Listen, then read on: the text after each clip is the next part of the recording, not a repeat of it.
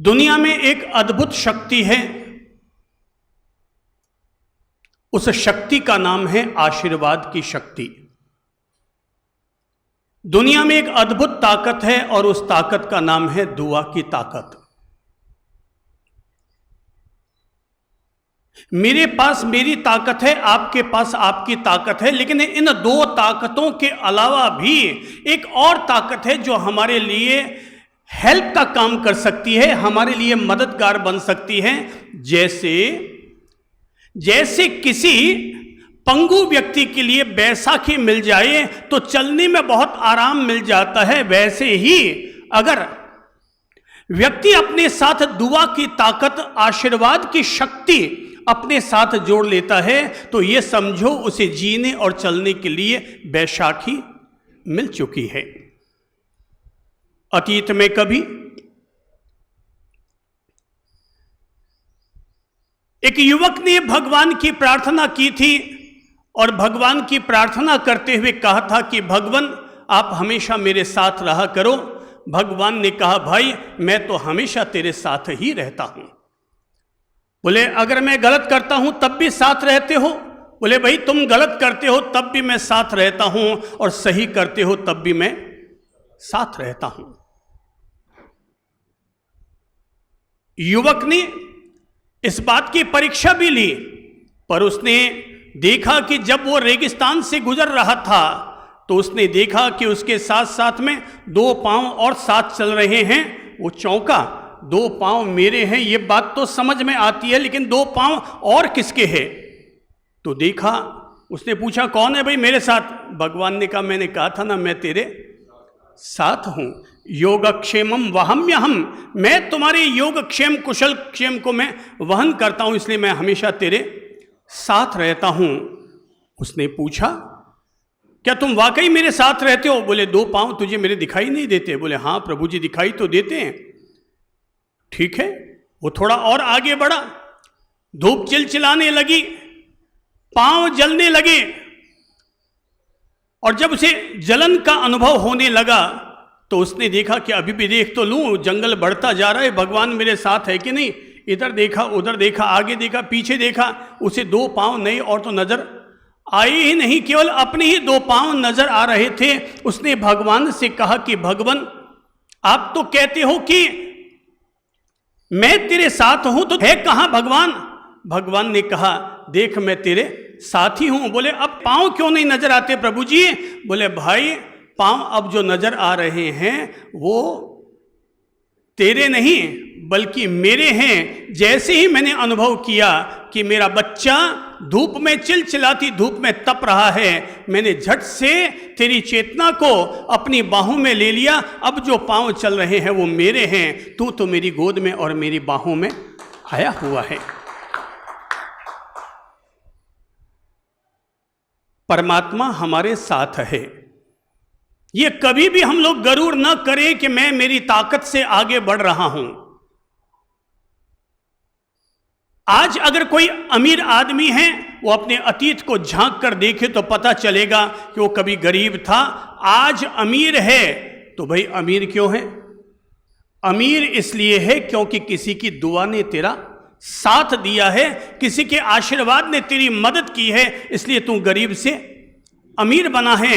कल कोई अमीर था और आज अगर वो गरीब बना है तो इसकी भी वजह है। ये मत सोचना कि तू भाग्य का मारा है, हकीकत ये है कि मैंने किसी की बद्दुआ ली है जिसके कारण आज मैं अमीर से गरीब बना हूं। दुआ भी काम करती है और बद्दुआ भी काम करती है। 100 दुआ पर भी एक बद्दुआ भारी पड़ जाती है। किसी की ली गई 100 दुआएं, 100 आशीर्वाद, पर अगर हमने किसी का दिल दुखा करके उसके दुराशीष ले लिए, अगर उसकी बद्दुआ ले ली, तो याद रखिएगा कि 100 दुआओं पर एक बद्दुआ भारी पड़ती है। 100 शुभाशीषों पर एक दुराशीष भारी पड़ जाती है। इसलिए जब मैं ये कहने जा रहा हूं कि हर कोई व्यक्ति अपने जीवन के साथ दुआ की ताकत, आशीर्वाद की शक्ति अपने साथ जोड़े, तो साथ में ये भी ध्यान रखे मुझे अपने पूरे जीवन में किसी की भी बद्दुआ भूल से भी ना मिल जाए, किसी के दुराशीष ना मिल जाए।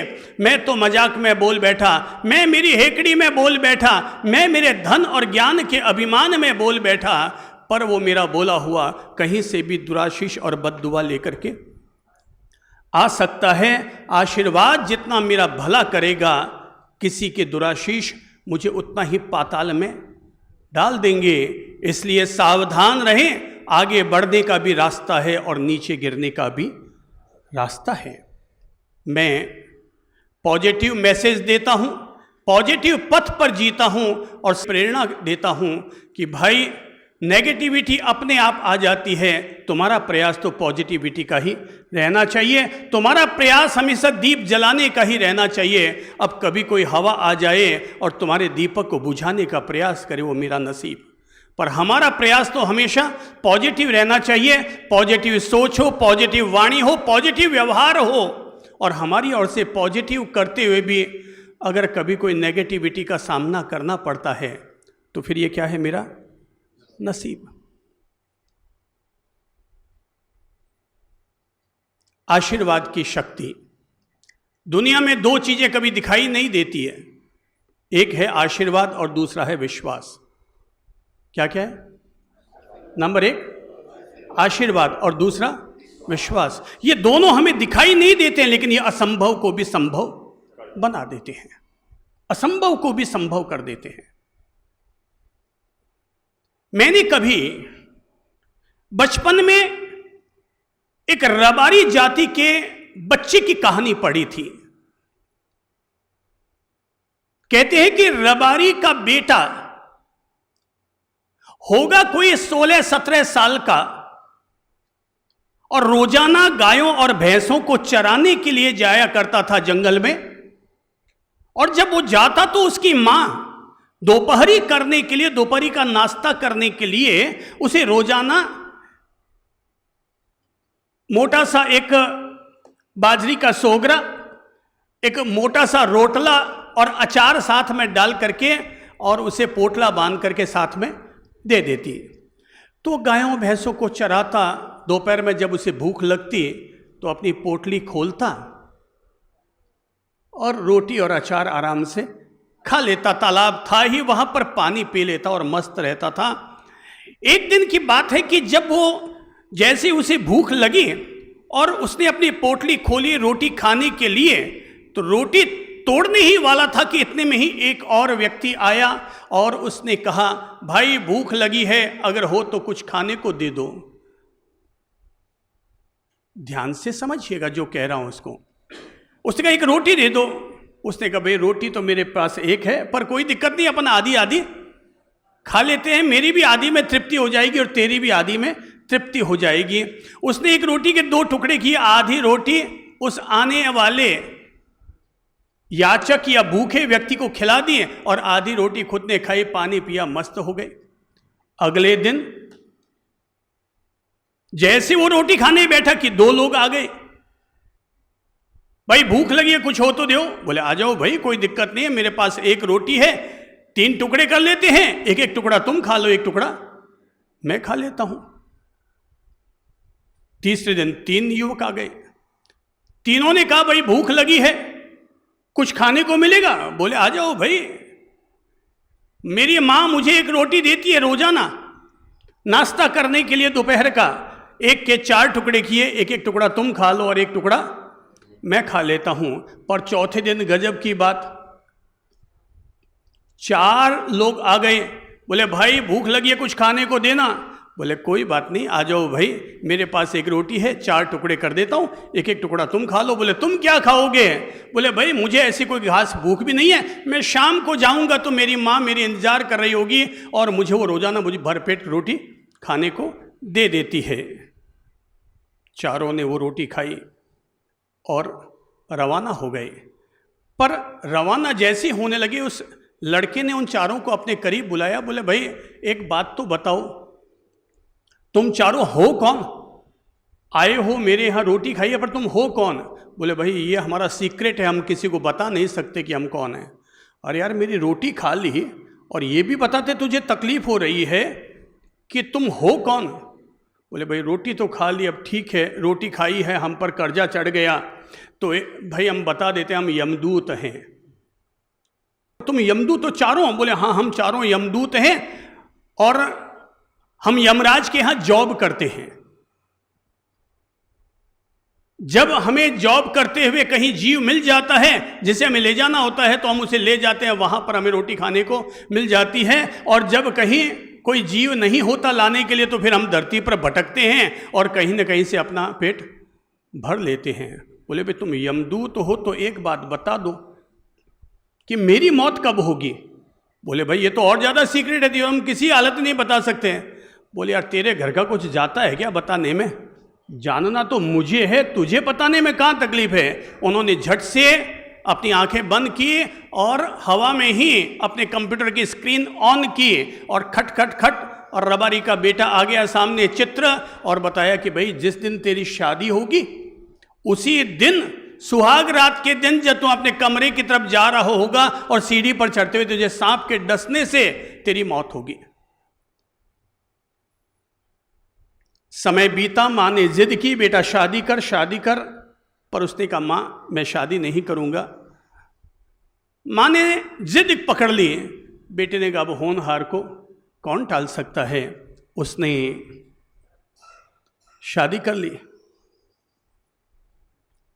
और जैसे ही वो सावधान तो था ही कि अब आज मौत आ भी सकती है, वो जैसे ही सुहाग रात के दिन अपने कमरे की तरफ जा रहा था कि इतने में ही एक सांप सामने आया। उसने कहा ठहर, मैंने तुझे पहले ही कहा था ना कि जिस दिन तेरी सुहाग रात होगी उस दिन तू सांप के डसने से मर जाएगा। हाँ भाई। तो सांप इधर सामने आया, वो तीनों जमदूत भी सीढ़ी के नीचे छिपे हुए बैठे थे, पर अचानक उस सांप के आंखों से आंसू बहने लगे।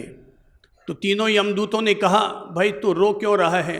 बोले मैं इसलिए रो रहा हूँ कि मैं अपने उपकारी को डसने के लिए जा रहा हूँ।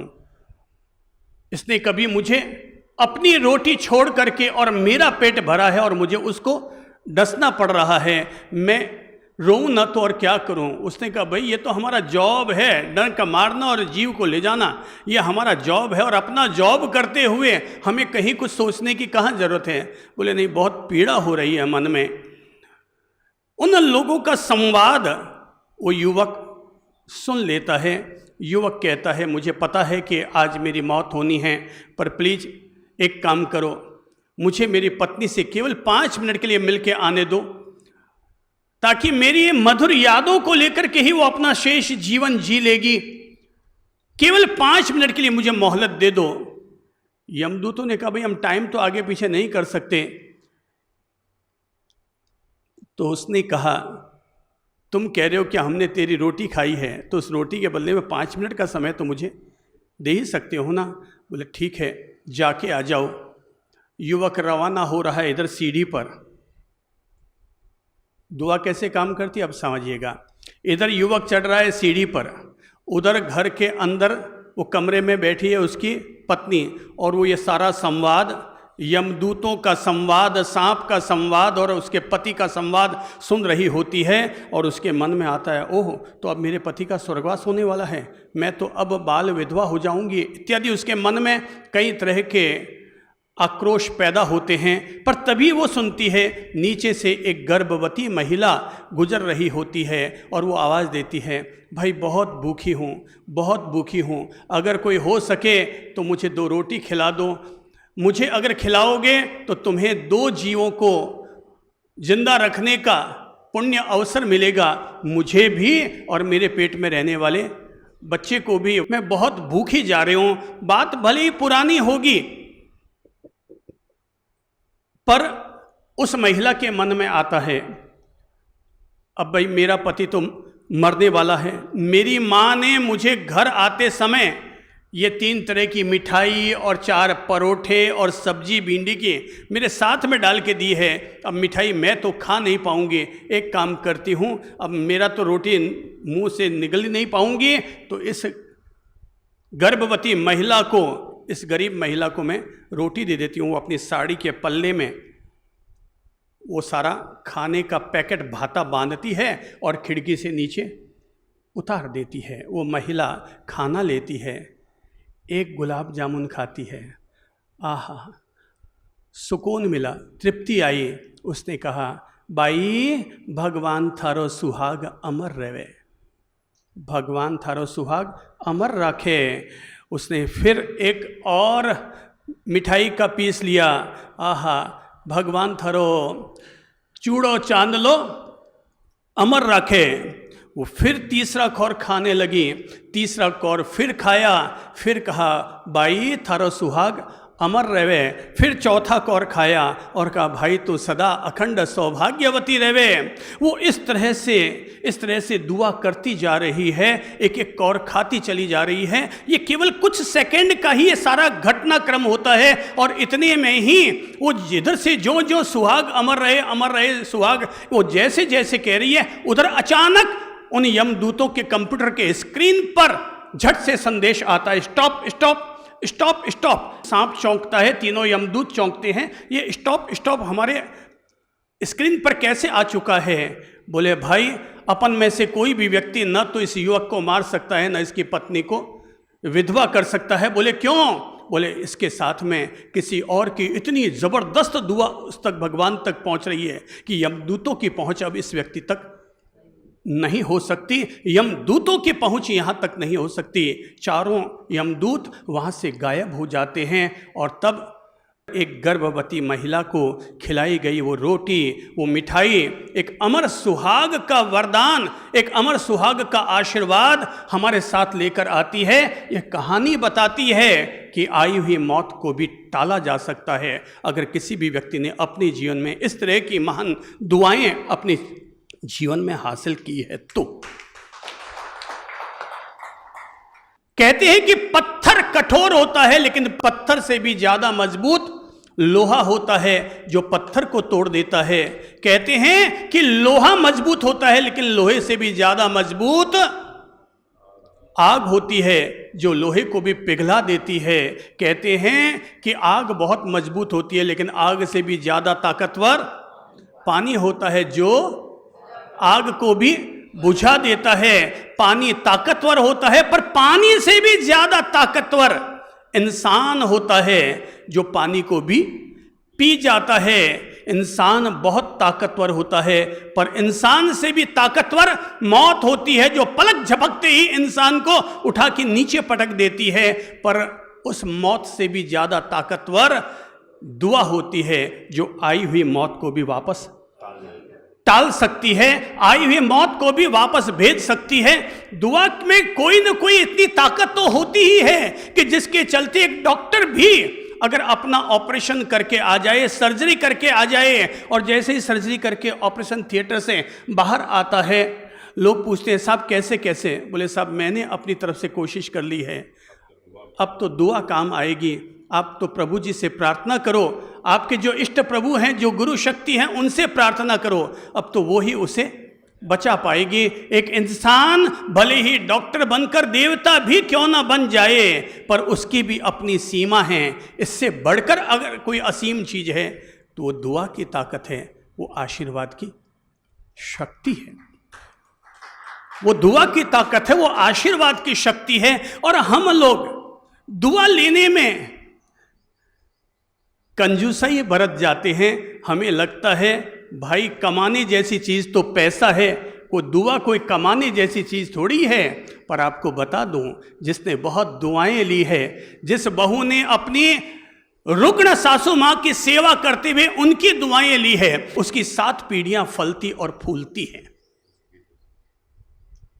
अगर बेटे ने, अगर पुत्र ने अपने रुग्ण पिता की सेवा करते हुए अगर आशीर्वाद ले लिए हैं, दुआएं ले ली है, तो भाई साहब तुम फलोगे, तुम्हारी पीढ़ियां फलेगी। तुम्हारे यहां ना धन की कमी होगी, ना धर्म की कमी होगी, न धन की कमी होगी और ना धर्म की कमी होगी। अगर धर्म नहीं होगा तो अकेला धन आकर के भी क्या कर लेगा, इंसान को गलत रास्ते पर ले जा सकता है। इसलिए धर्म पूर्वक जो धन आता है वो ही इंसान को बरकत देता है। और जिनके पास धर्म नहीं होता उनकी तो नीति होती है, धन आए मुट्ठी में, धर्म जाए भट्ठी में। लेकिन जिन्होंने इस तरह की सेवा करके दुआएं हासिल की है, उनकी बुद्धि सद्बुद्धि रहती है, उनकी मति सन्मति रहती है, उनकी गति सदगति रहती है। और परिणाम ये निकल कर आता है कि उनके जीवन में कभी भी गलत रास्ते अख्तियार नहीं होते।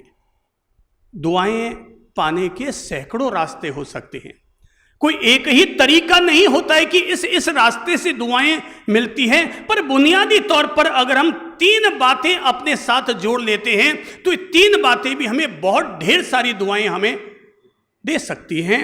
और वो 3 बातें हैं, पहला है प्रणाम, दूसरा है प्रार्थना और तीसरा है परोपकार। गांठ बांध लो, पहला क्या है? प्रणाम, दूसरा क्या है? प्रार्थना और तीसरा क्या है? परोपकार। तिजोरी की जो चाबियां आपने जहां लटका रखी है ना, उस चाबियों के साथ में ये 3 चाबियां और लटका लो, प्रणाम, प्रार्थना और परोपकार। ये बातें 3 हैं, पर जिसने अपने जीवन के साथ इन 3 बातों को जोड़ लिया उसका जीवन संस्कारित भी हो गया, उसका जीवन धार्मिक भी हो गया, उसका जीवन आस्तिक भी हो गया। भाई 3 चीजें अगर तूने जोड़ ली यानी तूने धर्म का सारा सार अपने जीवन के साथ जोड़ लिया, तेरा जीवन अपने आप ही संस्कारित हो गया। पहला पायदान क्या है? नंबर 1 बोलिए, प्रणाम। प्रणाम अद्भुत चीज है। पैसों लागे न टक्को और फोगट रो धर्म पक्को। कुछ भी नहीं लग रहा है। जो लोग रोजाना 1 घंटा जिम में जाके मेहनत करते हैं, रोजाना सुबह उठ करके आधे घंटा योगासन करते हैं, जो लोग सुबह उठ करके रोज मॉर्निंग वॉक में जाते हैं, मैं उन सब से कहूंगा भाई मैं तो आपको केवल 1 सेकंड का योग बता रहा हूं। और केवल 1 सेकंड लगेंगे, 2 सेकंड लगेंगे, 5 सेकंड लगेंगे। अब सेकंड अगर आप ज्यादा बढ़ाते हैं तो प्रणाम और ताकतवर होता चला जाएगा। आप जितना कम सेकंड लगाते हैं प्रणाम उतना ही छोटा होता चला जाएगा। और प्रणाम करते समय हम जितने सेकंड हम ज्यादा लगाते हैं हमारा प्रणाम उतना ही पावरफुल होता चला जाएगा। प्रणाम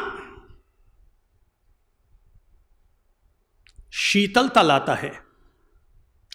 प्रणाम क्रोध का उपशमन करता है। प्रणाम पहले दिन में अगर कोई खटपट हो गई है तो उस खटपट को खत्म कर देता है। प्रणाम रिश्तों में मधुरता लाता है। प्रणाम हमें संस्कारित करता है। प्रणाम यह सिद्ध करता है कि व्यक्ति अहंकार रहित है, इसने अपने अहंकार को तोड़ने का रास्ता अख्तियार कर लिया है। प्रणाम हमारे जीवन में विनम्रता को संचारित करता है।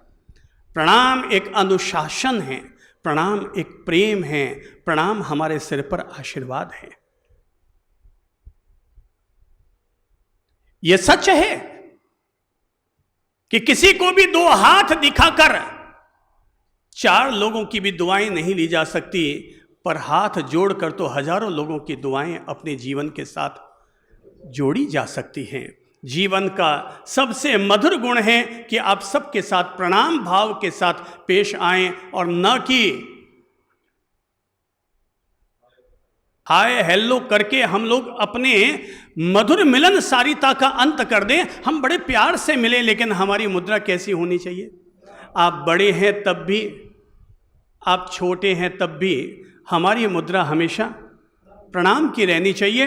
वो कहते हैं कि एक फैक्ट्री में एक ऑफिसर की आदत थी कि जब भी वो कंपनी में प्रवेश करते तो अपनी कार एक साइड में रखते और जब दरवाजा उनके लिए खुलता तो वो अंदर जाते समय जो भी स्टाफ होता सारे स्टाफ को हाथ जोड़ करके अभिवादन करते हुए जाते। अन्य ऑफिसरों को ये बड़ा अटपटा लगता कि यार इतने बड़े ऑफिसर रेंज का आदमी और ये अपने चौकीदारों को भी हाथ जोड़ता हुआ निकलता है। और बाकी के जितने भी स्टाफ होते वो भी बड़े अदब के साथ, क्योंकि अन्य जो ऑफिस से जाते अब उनको तो सैल्यूट ठोकना पड़ता था, उनकी मजबूरी थी, पर उस ऑफिसर को वो लोग बड़े दिल से प्रणाम करते थे।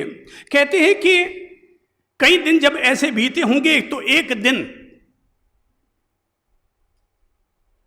वो ऑफिसर सुबह ऑफिस में जाता हुआ तो नजर आया था कंपनी में, लेकिन शाम को लौटता हुआ नजर ना आ पाया। हो सकता है वो अपना काम कर रहा होगा, करते करते उसको कोई नींद की झपकी लग गई होगी। सारी कंपनी के लोग जा चुके थे, कंपनी पूरी एसी चिल्ड थी, और जैसे ही कंपनी बंद होती थी उस कंपनी को और ज़्यादा चिल्ड कर दिया जाता था ताकि अंदर का कोई भी सामान खराब न हो। अब कहते हैं कि बाहर में जो चौकीदार खड़ा था उसने कहा, यार आज वो वाले मालिक तो आए नहीं, वो बॉस तो आज आए नहीं। बोले कि हाँ यार, नज़र तो नहीं आए, बाकी तो सारे चले गए, वो नज़र नहीं आए। आप क्या सोच सकते हैं उन चौकीदारों के मन में ऐसा क्यों आया हैं? रोज प्रणाम के माध्यम से उनके साथ उनका मिलन और संवाद होता था, इसलिए उन लोगों के मन में आया, यार ऑफिस अपनी सारी बंद हो गई, पूरी कंपनी फैक्ट्री बंद हो चुकी है, लेकिन जो प्रणाम का जवाब अपने को प्रणाम से देता था वो व्यक्ति तो अभी तक आया नहीं, वो ऑफिसर नहीं आया। एक के मन में आया कहीं गड़बड़ ना हो गई हो। बोले हो सकता है आज वो सुबह आए ना हो। बोले यार आए किसने? मैंने खुद ने आज सुबह उनको प्रणाम किया और उन्होंने मुझे हाथ जोड़ करके वापस मेरा अभिवादन किया है। नहीं, एक बार वापस कंपनी को खोला जाए। और जब कंपनी को खोला गया तो सीधा अंदर गए तो जाते ही सामने वो आधी मूर्छित अवस्था में, क्योंकि कंपनी बहुत ज़्यादा चिल्ड हो गई थी, बहुत ज़्यादा ठिठुर गई थी, वहाँ आइस पैदा हो रही थी। और फैक्ट्री में से जब उन्हें बाहर लाया गया, थोड़ा हाथ पांव मसले गए, उनको होश आया। बोले कि तुम लोगों ने कैसे पहचाना कि मैं अंदर हूँ? बोले सर, पूरी फैक्ट्री में एक आप ही तो हैं जो हम कर्मचारियों को भी इज्जत देना जानते हैं, जो हम कर्मचारियों को भी इतना अभिवादन प्रणाम करते हुए आप अपनी फैक्ट्री में जाते हैं। और तब उस ऑफिसर के मन में आता है, ओहो, मैंने केवल अपने गुरुजनों के कहने से एक काम शुरू किया था कि मैं हर किसी व्यक्ति के साथ प्रणाम मुद्रा में मिलूंगा, हर किसी का अभिवादन करूंगा, अपने आप को ऋजुता और लघुता के साथ पेश करूंगा। क्या इस प्रणाम में इतनी ताकत है कि आज इसने मेरी जान बचा दी? ओह, प्रणाम का परिणाम तो उत्तम ही होता है मेरे भाई बहनों। जो लोग सुबह उठ करके अपने पिता को प्रणाम करते हैं वो कभी गरीब नहीं रहते। जो सुबह उठ करके अपनी माता को प्रणाम करते हैं वो कभी बदनसीब नहीं रहते। जो सुबह उठ करके अपने बड़े भाई को प्रणाम करते हैं वो कभी गमगीन नहीं रहते। और जो सुबह उठ करके अपनी बड़ी बहन के पांव छूकर प्रणाम करते हैं वो कभी चरित्रहीन नहीं होते। केवल 2 सेकंड, 1 सेकंड, 5 सेकंड की चीज क्या वो हमें इतनी बड़ी चीज दे सकती है? ये किसी ने कभी सोचा भी नहीं होगा। और हम लोगों को आज के जमाने में तो लोगों को प्रणाम करने में बड़ी शर्म और झिझक महसूस होती है।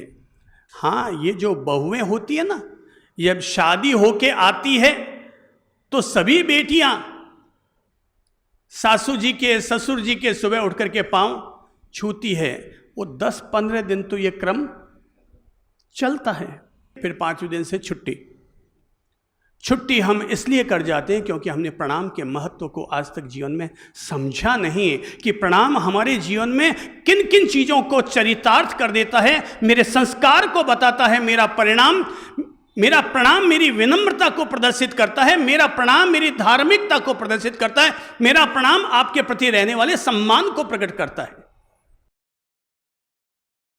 पर हम अब आजकल प्रणाम की भाषा छूट गई, हाथ मिलाने की परंपरा आ गई और हाय हेलो हाथ मिलाने की परंपरा आ गई। अच्छा है भाई, कोरोना तूने थोड़ा कमाल किया, सो लोगों को हाथ जोड़ना सिखा दिया। न केवल हिंदुस्तान को बल्कि सारी दुनिया भर के लोगों को भी, कि चाहे बड़े से बड़ा VIP आ जाए, ओहो, अपनी मर्यादा, अपने गौरव को हम अक्षुण्ण रखें और वहाँ जाकर के भी हम बड़े सम्मान के साथ हाथ जोड़ें। वहाँ हाथ मिलाने वाले लोग याद रहेंगे या न रहेंगे, पर उस राष्ट्रपति की पत्नी भारत से जाने वाले उस राष्ट्रपति को हमेशा याद रखेगी जिसने हाथ मिलाने के बजाय हाथ जोड़कर प्रणाम किया, अभिवादन किया। भाई साहब, भारत में भी कोई व्यक्ति अगर आता है ना प्रदेश से, वो एक शब्द जरूर सीख कर आता है कि भारत में कदम रखने से पहले नमस्ते शब्द वो जरूर सीख कर आता है, और उसके बाद वो भारत के हवाई अड्डे पर वो बाद में कदम रखता है। सबसे पहले उसे यहाँ की एक सभ्यता सिखाई जाती है, और वो है यहाँ पर आओ तो किसी से भी बात करने से पहले नमस्ते शब्द जरूर कहो। प्रणाम अद्भुत है। माता पिता को प्रणाम करो, अद्भुत। बड़े भाई को प्रणाम करो, अद्भुत। सुबह उठकर पड़ोसी को भी अगर प्रणाम कर लोगे तो भी अद्भुत परिणाम आएगा। अरे मैं तो कहूंगा अगर कोई आपका दुश्मन भी लग रहा है, उस दुश्मन को भी अगर आप कह देंगे प्रणाम तो अद्भुत परिणाम आएगा। देखिए, महाभारत की तरफ आपको लेकर चलता हूं। महाभारत के कुरुक्षेत्र मैदान में दुर्योधन कौरव की तरफ मीटिंग चल रही है, और मीटिंग में कर्ण और दुर्योधन अपने तारीफ कर रहे हैं।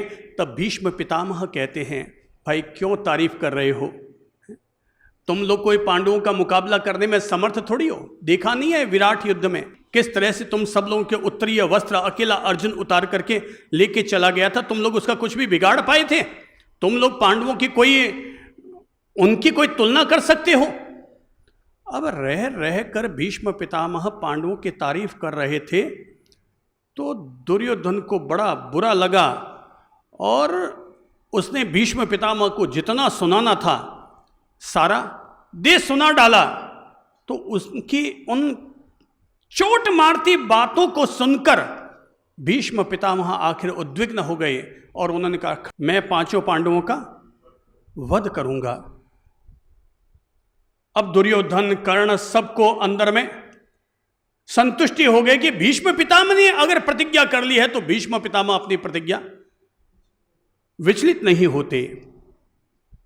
श्री कृष्ण को पता चलता है भीष्म पितामह ने प्रतिज्ञा कर ली है, बोले ये तो पहले दिन ही बड़ी मुश्किल वाला काम हो गया।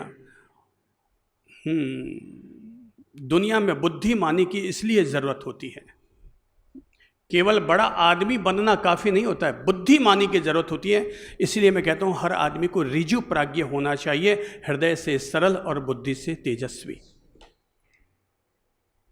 तो कृष्ण बुद्धि के चरमोत्कर्ष रूप थे। उन्होंने द्रौपदी को बुलाया और कहा कि भीष्म पितामह के उनके खेमे में जाओ और भीष्म पितामह को प्रणाम करके आओ। द्रौपदी ने कहा, प्रभु आप ये क्या कह रहे हैं? भीष्म पितामह के खेमे में जाऊं और वहाँ सारे कौरव ही कौरव बैठे हैं और वहाँ पर वो दुर्योधन और दुशासन वहाँ बैठा होगा। बोले तू दुर्योधन और दुशासन की चिंता छोड़, अभी तो अपने सुहाग की चिंता कर, बाकी की बातें छोड़। तू तो जा और भीष्म पितामह को श्रद्धा सहित सच्चे दिल से उनको प्रणाम करके आ जा। अब वो द्रौपदी गई, भीष्म पितामह के चरण स्पर्श करने चाहे तो जैसे ही झुकी पितामह प्रणाम, पितामह ने कहा, हाथ ऊपर उठाओ। तो क्या कहा? सौभाग्यवती भव। बस बोले कि आशीर्वाद लिया, चली आई। द्रौपदी ने कहा, मैं तो प्रणाम करके आ गई, आगे और कुछ बात नहीं हुई। उन्होंने कहा सौभाग्यवती भव। अब कृष्ण ने कहा इतने में तो सारा काम हो गया, अब तो आगे की चिंता छोड़ दे। भीष्म पितामह देखते हैं कि वो वाला वचन निभाते हैं कि ये वाला वचन निभाते हैं, अब आगे का काम सारा हो गया। और जैसे ही वो द्रौपदी गई और भीष्म पितामह को याद आया कि मैंने 5 मिनट पहले तो मैंने दुर्योधन से कहा था कि मैं पांडवों का वध करूंगा, और अभी मैंने इसको आशीर्वाद दे दिया कि अखंड सौभाग्यवती भव।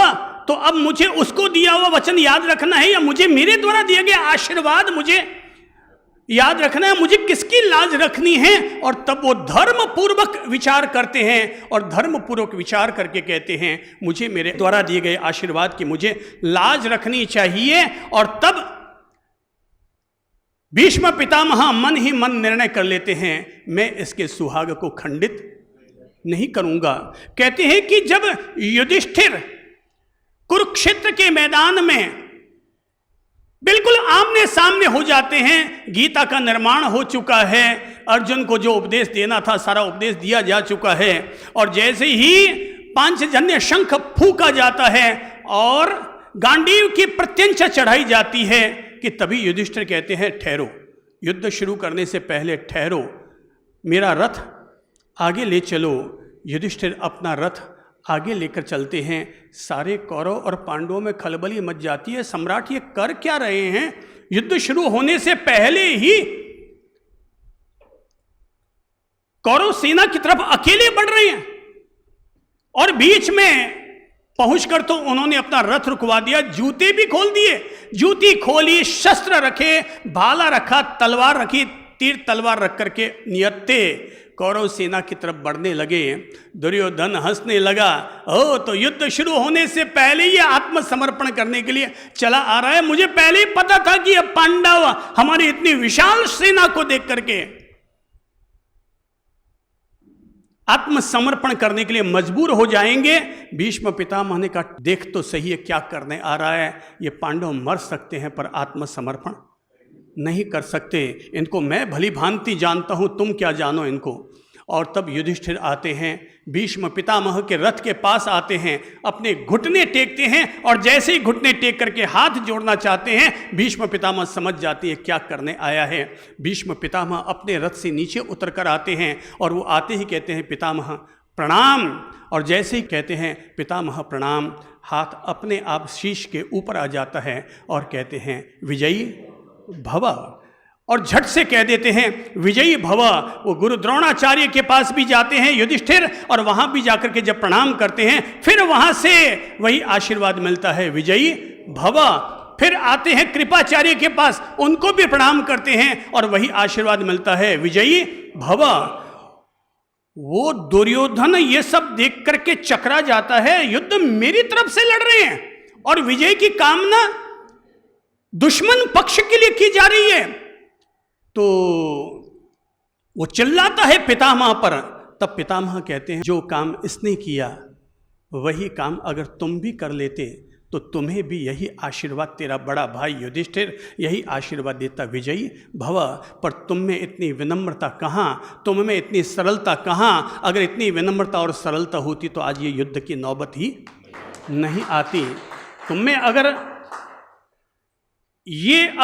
विनम्रता और सरलता होती तो ये युद्ध की नौबत नहीं आती।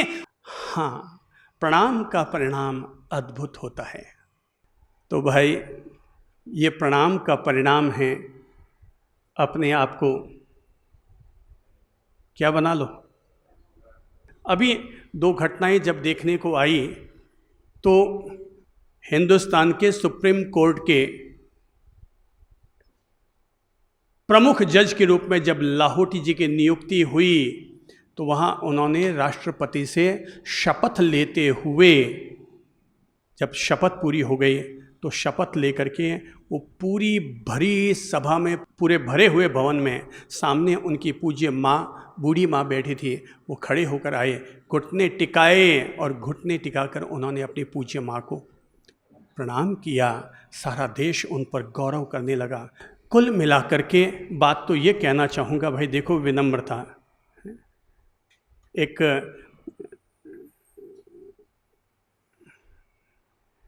संगीत बजाने वाला भी संगीत बजाना बाद में शुरू करता है, पहले वीणा को 3 बार प्रणाम करता है, वो तबले वाला तबले को 3 बार प्रणाम करता है, ये वीडियोग्राफर वीडियो शुरू करने से पहले अपने वीडियो की मशीन को भी 3 बार प्रणाम करता है, क्योंकि भाई रोजी रोटी इसी से ही उनको मिलती है। जब आप निर्जीव चीज़ को प्रणाम करते हैं वो आपको रोजी रोटी दे सकती है, तो सजीव अपने पूज्य माता पिता को प्रणाम करते हैं तो सोचो दुआओं की कितनी सारी ढेरियाँ हमारे साथ लौट करके आएंगी। तो पहला मन मैं ये नहीं करता हूँ कि केवल माता पिता को सुबह उठ के प्रणाम करो। प्रणाम तो आप जिसको भी करोगे, परिणाम पॉजिटिव ही वहाँ से लौट कर आएगा। आप गुरुजनों के पास जाते हैं, उनके पाँव छूते हैं, प्रणाम करते हैं, किस आशा से? आशीर्वाद की आशा से कि ये संत लोग हैं, तप त्याग मूलक अपना जीवन जीते हैं, संयम पूर्वक अपना जीवन जीते हैं, दिन भर तप जप आराधना साधना उपासना करते हैं। इनके मुंह से अगर हमारे लिए आशीर्वचन निकलेगा वो ज़रूर हमारे लिए फलदायी होगा। बस इसी शुभ कामना, शुभ भावना, मंगल भावना के साथ लोग संत जन और गुरुजनों के चरण स्पर्श करते हैं। मैं तो ये कहता हूँ, गुरुजनों के चरण स्पर्श करना तो सौभाग्य की बात होती है, माता पिता के चरण स्पर्श करना सौभाग्य की बात होती है। आप जिनको भी प्रणाम करेंगे परिणाम उसका हमेशा उत्तम ही आएगा। दुआ पाने का पहला पायदान, पहला पगथिया, और वो है जो भी आए सब एक दूसरे के लिए प्रणाम भाव हो। एक पॉजिटिव तरंगे मिलती है इससे, आपके आसपास का वातावरण इससे पॉजिटिव हो जाता है। तो सबको किया करो। मतलब मैं तो कहता हूँ, अगर आपके घर में आपका बेटा है ना, उसको भी सुबह उठ के कह दो, बेटा प्रणाम। हाँ पापा, हाँ पापा, और वो भी आके पापा के पाँव छुएगा। भाई जिनके घर में संस्कार नहीं हैं तो संस्कार डाले जा सकते हैं, और संस्कार डालने के लिए अपने आप से हम लोग शुरुआत कर लेते हैं। देखिए, हृदय से जब प्रणाम करते हैं तो वापस हृदय से ही सारी दुआएं लौट करके आती है। फॉर्मेलिटी के रूप में अगर प्रणाम करोगे तो जैसे कि आजकल मेथड चलता है, कोई घुटना छूता है, कोई इतना दूर करता है, किसी को तकलीफ होती है, वो मतलब वो अब वो गुरुजी ने प्रणाम का आदेश दे दिया कि भाई आपको रोजाना सुबह प्रणाम करना है। अब वो पोता दादी के पाँव छूने जाता है, पर दादी के पाँव पूरा हाथ टच भी नहीं होता, उससे पहले तो वहाँ से वो बाथरूम की तरफ दौड़ जाता है। अब दादी सोचे, हाथ सिर पर रखे और कहे बेटा खुश रहो, वहाँ खुश क्या रहो, वो तो वहाँ पहले से फुस हो गया, तो खुश कहाँ रहेगा। मैंने कहा ना, प्रणाम में जितना सेकंड लगाओ वो आपके लिए श्रेष्ठ है। कितने पल आपने ज़्यादा लगाए वो आपके लिए उतने ही श्रेष्ठ है। अरे भाई, आप हमारे पास भी आते हैं, हमें भी अगर प्रणाम करते हैं तो अभी मिलने के लिए क्या है, मैं भी मेरे गुरुजनों को, मैं भी मेरे वडील लोगों को प्रणाम करूं। हम लोगों को पता है कि हाथ यूं करने की बजाय हाथ अगर हम यूं करेंगे तो हमें कुछ मिलेगा, अगर हम केवल यूं करेंगे तो अगले को ही केवल मिलेगा, हमें उसके बदले में कुछ नहीं मिलने वाला। ये जो मुद्रा है ये हमें कुछ नहीं देती, पर अगर हम यूं करते हैं तो हमें भी वापस कुछ ना कुछ मिलता ही है। भाई बहुत सारे फ़ायदे हैं। कुल मिलाकर के हमेशा ये भाव, ये विनम्रता का भाव ही हमेशा रहना चाहिए, ताकि हमारे भीतर कभी गुरूर पैदा ना हो, ना आपके भीतर कभी पैसे का गुरूर हो, और ना हमारे भीतर कभी ज्ञान का गुरूर हो। ये हाथ हमेशा सहज और विनम्र ही रहने चाहिए। ये सब अच्छी बातें हैं। कुल मिलाकर के ये सब प्रणाम के पॉजिटिव संदेश हैं। आपने क्या लाइन कही, कोई बोल पाया कोई नहीं बोल पाया, इट इज़ नॉट मैटर, ये कोई महत्वपूर्ण मैटर नहीं है। महत्वपूर्ण ये है कि अगर हम प्रणाम के भाव से भरे हुए रहेंगे, अपने आप सबके लिए हमारे दिल में जगह है बनती बनती बनती चली जाएगी। दूसरा पायदान है प्रार्थना।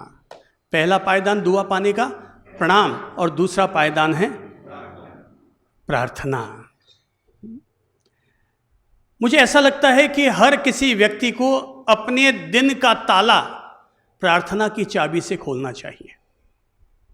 हर किसी व्यक्ति को अपने दिन का ताला, भाई सूर्य हो गया है उदय, तो हमें एक भगवान ने दिन दिया है, तो हम अपने इस दिन के ताले को किस चाबी से खोलें, किस चाबी से हमें खोलना चाहिए, हमें अपने दिन की शुरुआत हमें किस तरीके से करनी चाहिए। तो मैं कहूँगा कि हर किसी व्यक्ति को अपने दिन के ताले को हमेशा प्रार्थना की चाबी से खोलना चाहिए। हमने अपने दिन को एक उज्जवल भावना से भर करके हमने अपने दिन की शुरुआत की है। हमने अपने आप को सुप्रीम पावर के साथ जोड़कर अपने दिन की शुरुआत की है। दिन में 24 घंटे होते हैं, पर अगर हमने सुबह सुबह का समय 5 मिनट भी अगर पूजा और पाठ के लिए, पूजा और प्रार्थना के लिए 10 मिनट भी, आधा घंटा भी, 1 घंटा भी, जिसको जितनी समय की सहूलत, अगर किसी को समय की सहूलत नहीं है वो 1 मिनट के लिए भी अगर हाथ जोड़ करके परमात्मा को याद करता है और अपनी प्रार्थना कर लेता है, दोहरा लेता है, उसका काम बन गया।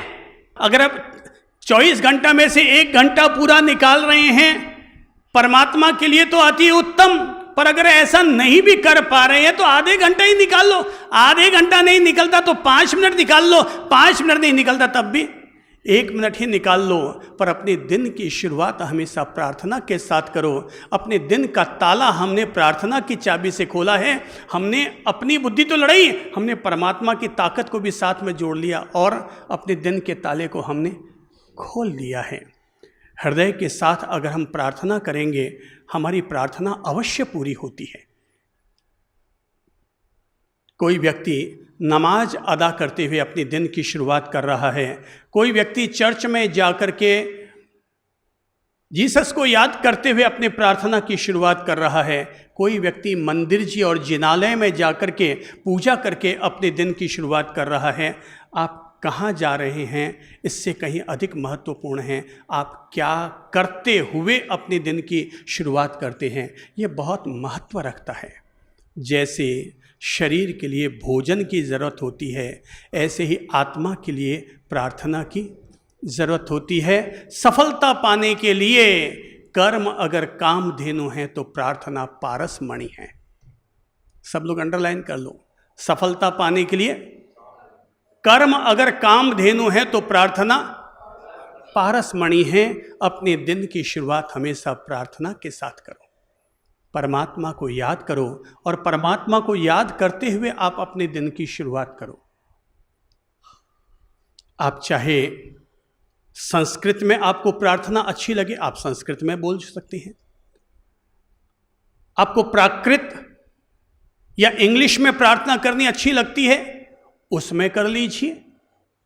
आपको कोई गीत बोलते हुए कि इतनी शक्ति हमें देना दाता, मन का विश्वास कमजोर होना, आपको अगर इस तरह से प्रार्थना करनी अच्छी लगे, उस तरह से प्रार्थना कर लीजिए।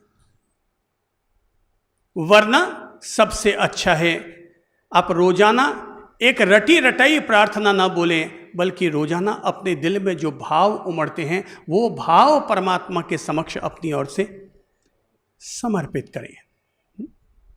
मतलब रोजाना 2 मिनट के लिए नहा धो करके बैठ गए, आराम से हाथ जोड़ लिया, अपने माइंड को शांत किया और मन को शांत करते हुए आप अपनी प्रार्थना परमात्मा के सामने प्रस्तुत करें। जैसे आप इस तरह से अपनी प्रार्थना प्रभु के समक्ष रख सकते हैं, जैसे हे परमात्मा मैं आपकी संतान हूँ।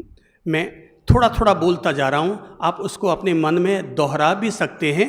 हो सकता है तो आप अपनी आंखें भी बंद कर सकते हैं, पलकें बंद करके भीतर में ध्यान केंद्रित करते हुए आप इस तरह के भाव अपने भीतर संजो सकते हैं, जैसे कि हे प्रभु जी, मन में ही केवल बोले और मन में ही देखें, हे प्रभु जी मैं आपकी संतान हूँ, आपकी मुझ पर कृपा है, आप मेरे प्रणाम स्वीकार करें, मेरा आपको प्रणाम है, प्रणाम है, प्रणाम है।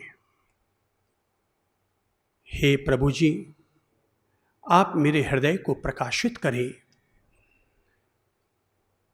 मेरे हृदय में आपका दिव्य प्रेम, करुणा और आनंद हमेशा साकार रहे।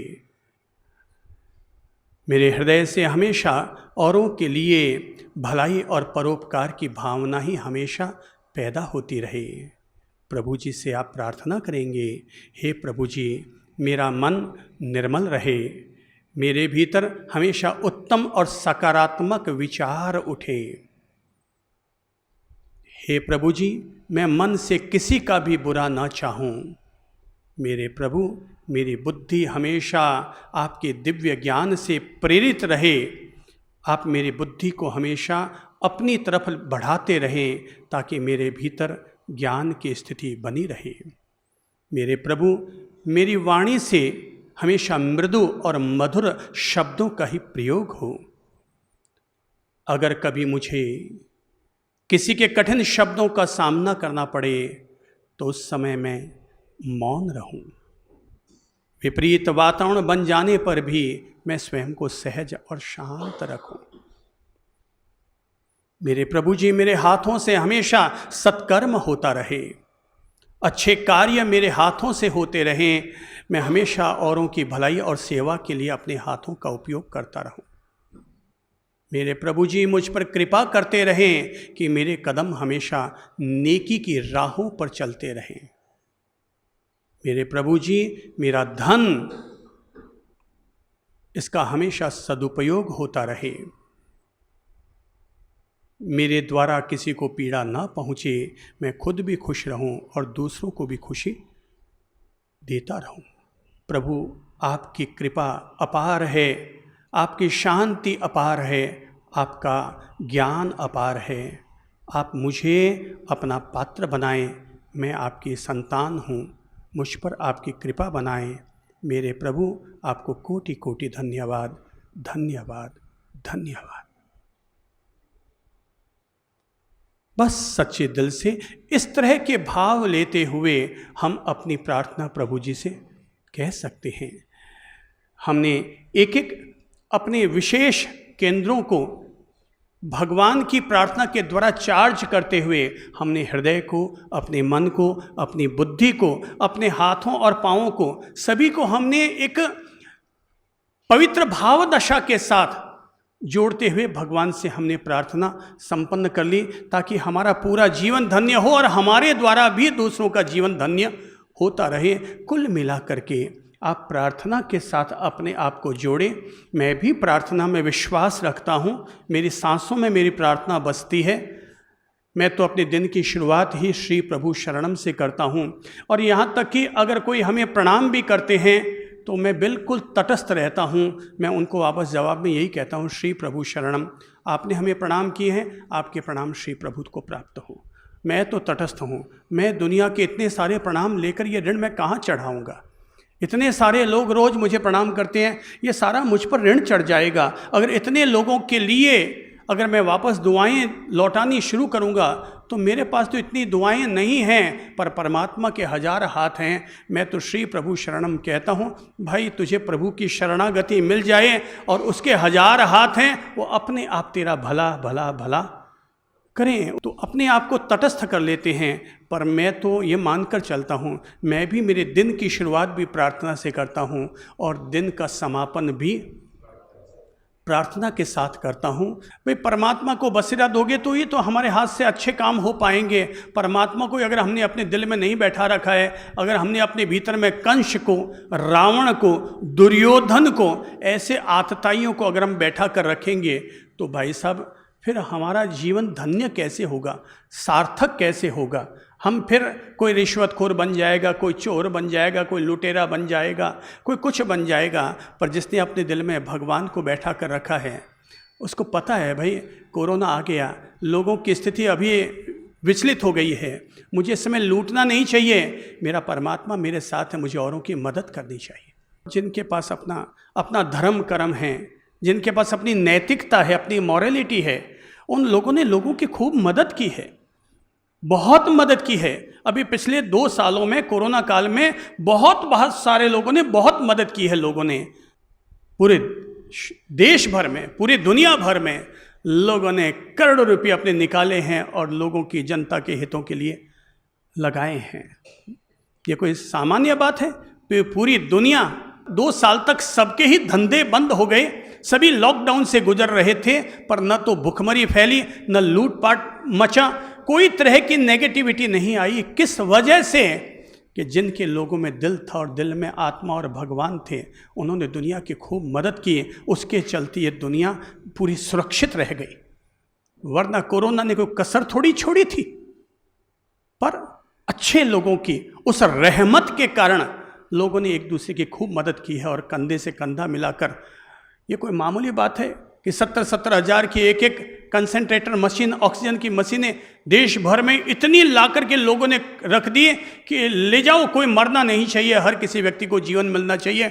और भामाशाह लोगों ने, उदारवादी लोगों ने निकाल करके धड़ाधड़ जहाँ से भी विदेशों से मिल सकती है मंगा करके देशवासियों के लिए उपलब्ध करवाइए। एक एक समाज के लोगों ने जिम्मेदारी ले ली अपने लिए कि साहब भोजनशाला हम चलाएंगे, गरीबों को हम खाना खिलाएंगे, अस्पतालों में हम भोजन पहुंचाएंगे। ये कोई कम बात नहीं है, पर मेरी समझ से ये सब काम वही लोग कर पाए हैं जिनके दिल में उन्होंने भगवान को बैठा रखा है। जिन्होंने भगवान बैठा रखा है, भगवान उनको अपने आप अच्छी प्रेरणा अंदर से देते रहते हैं और कहते हैं जाग भाई जाग, एक स्वर्णिम अवसर आ गया है तेरे लिए, जो करना है सो करके अपने जीवन को धन्य कर ले, अपने धन को धन्य कर ले, और नहीं तो छोड़ के तो सबको ही जाना है। कितना भी भेड़ा कर ले दुनिया में, कोई कितना भी भेड़ा करे 80% तो उसको यहीं पर ही छोड़ के जाना है। मेरे दादा ने मेरे पापा के लिए छोड़ा, मेरे पापा ने मेरे लिए छोड़ा, मैं अपने आने वाली संतानों के लिए, आने वाली पीढ़ियों के लिए मैं छोड़ के चला जाऊंगा। कुल मिलाकर 80% तो सबको यहीं पर छोड़ कर जाना है। पर जिनके दिल में भगवान होते हैं वो अपने धन को धन्य करते हैं, वो अपने जीवन को धन्य करते हैं, वो अपने हाथों को धन्य करते हैं। भगवान, God is best doctor and pray is the best medicine. भगवान सबसे उत्तम चिकित्सक है और प्रार्थना सबसे अच्छी दवाई है। मेरे भाई बंधु, परमात्मा को कभी मत भूलो। किसी से कितना भी प्यार करो, चाहे पत्नी से करो, चाहे पैसे से करो, लेकिन परमात्मा को कभी मत भूलो। वो हमेशा हमारे साथ रहता है, हमारे सांसों में रहता है, हमारे दिल की हर धड़कन में रहता है। वो अगर निकल गया तो दिल की धड़कन भी निकल जाएगी। प्रार्थना अपने साथ उन्हें अवश्य जोड़ करके रखो। सुबह सवेरे लेकर तेरा नाम प्रभु, बोलो सुबह सवेरे लेकर तेरा नाम प्रभु,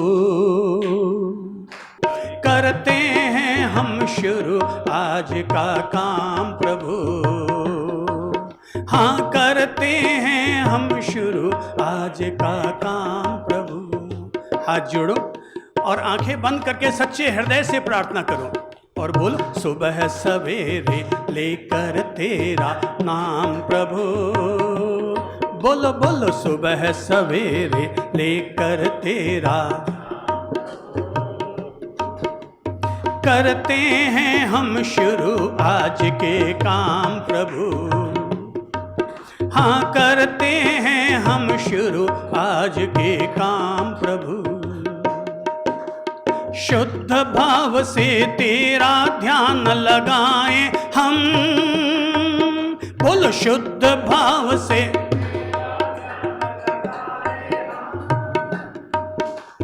विद्या का वरदान तुम्हीं से पाए हम, हाँ विद्या का वरदान तुम्हीं से,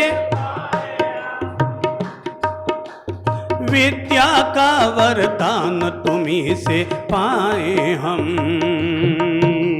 तुम्हीं से है आगाज तुम्हीं अंजाम प्रभु, बोलो तुम्हीं से है तुम्हीं अंजाम प्रभु,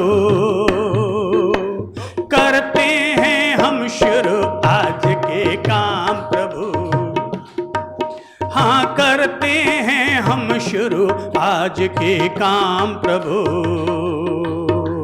सुबह सवेरे लेकर तेरा नाम प्रभु, बोलो सुबह,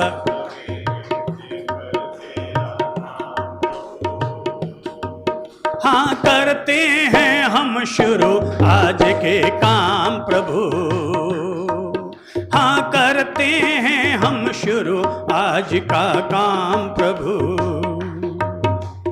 गुरुओं का सत्कार कभी ना भूले हम,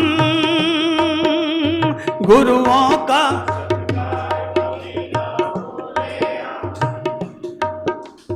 इतना बने महान गगन को छू ले हम, हाँ इतना बने महान, हाँ इतना बने महान गगन को छू ले हम। तुम्हीं से है हर सुबह, तुम्हीं से शाम प्रभु, तुम्ही से है, हर सुबह तुम्ही से शाम प्रभु। करते हैं हम शुरू आज के काम प्रभु, हाँ करते हैं हम शुरू आज के काम प्रभु। सुबह सवेरे लेकर तेरा नाम प्रभु, सुबह सवेरे लेकर तेरा नाम प्रभु। करते हैं हम शुरू आज के काम प्रभु, हाँ करते हैं हम शुरू आज के काम प्रभु। हर दिन की शुरुआत ऐसी ही मंगलमयी भावना, ऐसी ही मंगलमयी प्रार्थना के साथ करें। अभी अभी कुछ देर पहले अपन सब लोगों ने सुना था, आदरणीय श्री अशोक चंदी साहब जब कह रहे थे कि साहब जब वो कभी ट्रेन से जा रहे थे, बरसाती मौसम था, ट्रेन का एक्सीडेंट हुआ, कोई पटरी उतर गई होगी, एक्सीडेंट हुआ, ट्रेन के डिब्बे पानी में बह गए, पर उनका केवल एक अंतिम डब्बा सुरक्षित रह गया। ये बात साबित करती है भगवान है, वो तुम्हारी भक्ति का मोल तुम्हें चुकाता है। अभी जब कोरोना हुआ था तो हमारे अपने ही प्रिय शिष्य संजय बाबू गहलोत, उनको भी कोरोना हुआ। तो जब ठीक होकर आए तो संजय बाबू, वो भी बड़े तपस्वी व्यक्ति हैं, काम तो हालांकि वो वीडियोग्राफी कंप्यूटर का करते हैं हमारे यहाँ पर, तो हमारे पास बैठे थे और बैठे बैठे एक लाइन उन्होंने कही, गुरुदेव विश्वास हो गया हमारा साहब जी की परमात्मा है, भगवान है और वो अपन सब लोगों को ज़िंदगी देता है, अपन सब लोगों का वो मतलब ये विश्वास हो गया कि नहीं भगवान है। मैं ऐसे ही मैं जो व्रत करता हूँ सोचता हूँ है कि नहीं है, पर जिस तरह से मैं कोरोना से द्वंद्व लेता हुआ झेलता हुआ बाहर निकल कर आया हूँ, विश्वास हो गया भगवान है। उनकी भक्ति कभी बेकार नहीं जाती, उनकी भक्ति कभी बेकार नहीं जाती। तो दूसरा पायदान है प्रार्थना। सुबह प्रार्थना करो, दुकान में शटर ऑन किया, आधे मिनट की सही वहाँ पर बैठकर प्रार्थना कर लो, भगवन मैं अहिंसा, सत्य, अचौर्य, अपरिग्रह और शील धर्म का पालन करता हूँ। प्रभु जी विवेक और संयम बनाए रखिएगा कि मेरे द्वारा व्यापार करते हुए किसी भी तरह का अनुचित कार्य न हो। अब इस तरह की कोई भी प्रार्थना करते हुए अपने दुकान की शुरुआत करें। भाई जब गृह प्रवेश करते समय हम लोग कई तरह के पूजा पाठ करते हैं, देवी देवताओं को मनाते हैं, तो रोज़ ही अगर देवी देवताओं को मनाना शुरू कर दें तो फिर तो बात ही क्या है। तीसरा पायदान है परोपकार। पहला पायदान है दुआओं को पाने का, पहला पायदान प्रणाम, दूसरा प्रार्थना और तीसरा है परोपकार अर्थात भलाई। ये एक ऐसा रास्ता है, प्रणाम करने से माता पिता की दुआ मिलेगी, प्रार्थना करने से परमात्मा की दुआ मिलेगी और परोपकार करने से हमें कायनात की दुआएं मिलेगी। अपने आसपास में रहने वाले गैर लोग जो हमारे कुछ नहीं लगते मगर फिर भी हम उनसे उनकी दुआएं पा सकते हैं। हमारे लगते कुछ नहीं हैं मगर फिर भी वो हमारे लिए दुआ कर सकते हैं, और वो है मदद का हाथ उनकी तरफ बढ़ाओ ताकि तुम्हारे लिए दुआ का हाथ उनकी तरफ से बढ़ के आगे आ सके। ये है परोपकार का तीसरा पायदान जो हमें प्रेरणा देता है। तुम ईश्वर से प्रेम करो और गैरों से भी प्रेम करो। उन गैरों से प्रेम करो जो तुम्हारे कुछ नहीं लगते मगर फिर भी तुम उनके लिए मदद का हाथ आगे बढ़ा सकते हो। खाया पिया अंग लगेगा, दान दिया संग चलेगा, बाकी बचा जंग लगेगा। खाया पिया अंग लगेगा, दान दिया संग चलेगा और बाकी बचा जंग लगेगा। अपने इन हाथों में जहाँ जिनमें कमाने की ताकत है, इनमें कमाने की ताकत है पर इनमें लगाने की भी ताकत होनी चाहिए कि हमने इन हाथों से केवल सर्जन ही सर्जन नहीं किया, बल्कि विसर्जन भी हमने अपनी तरफ से अवश्य किया है। भगवान श्री महावीर ने अपने श्रावकों को ये बहुत ज़्यादा प्रेरणा दी है कि केवल इकट्ठा मत करो, बल्कि परिग्रह परिमाण व्रत धारण करके अपरिग्रह धर्म का आचरण करते हुए लोगों की मदद के लिए भी अपना हाथ आगे बढ़ाओ। दूध का सार मलाई है और जीवन का सार भलाई है।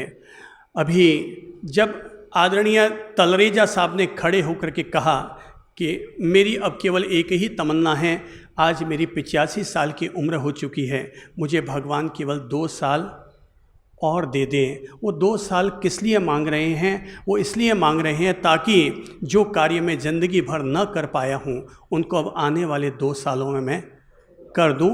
ये बहुत सम्माननीय व्यक्ति हैं। और तलरेजा साहब हमसे जुड़ने के बाद हमने इनसे परोपकार के इतने कार्य करवाए हैं, इंसानियत की सेवा के इतने कार्य करवाए हैं कि जिसकी कोई सीमा और लिमिट नहीं है। केवल आप लोग इनसे प्रेरणा ले सके, इसके लिए मैं ये ज़रूर कह रहा हूँ, ये प्रेरणा लीजिएगा।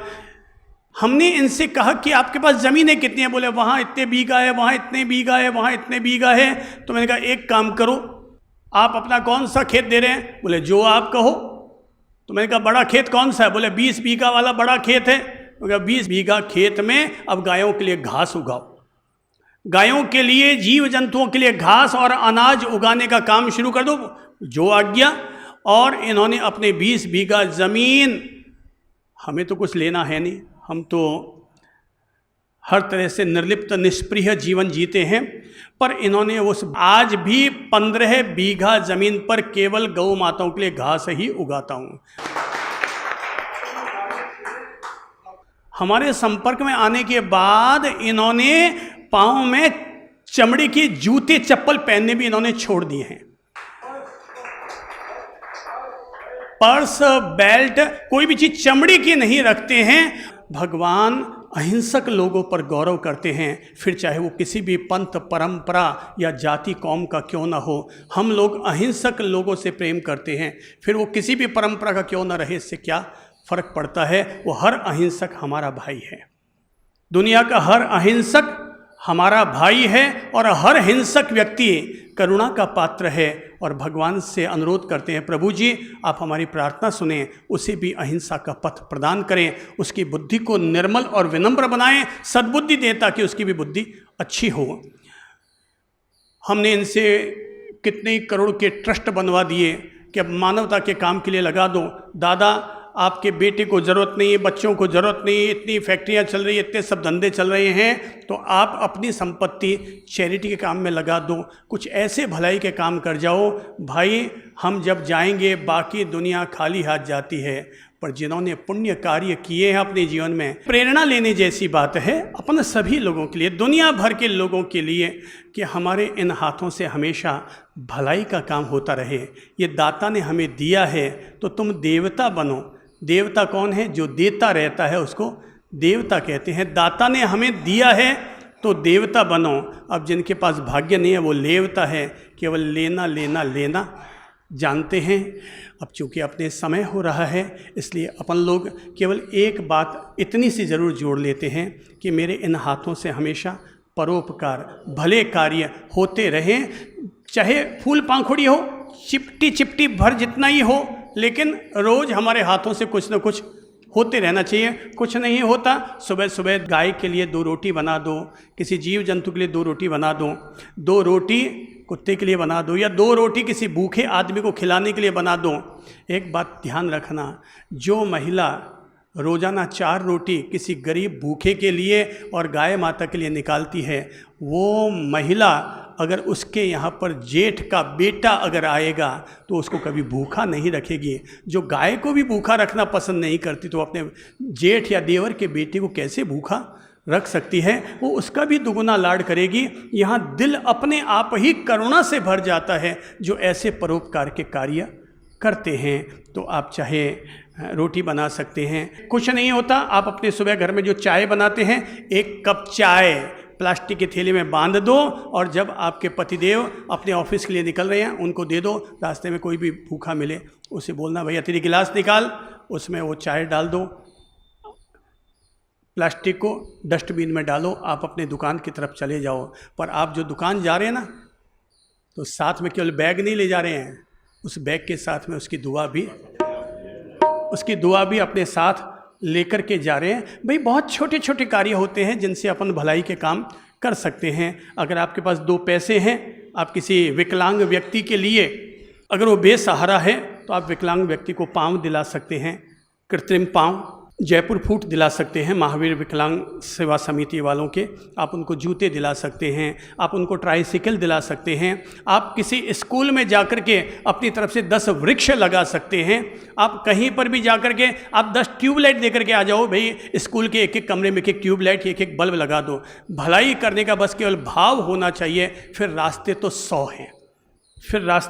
100 हैं, बस केवल यहाँ पर भाव होने चाहिए।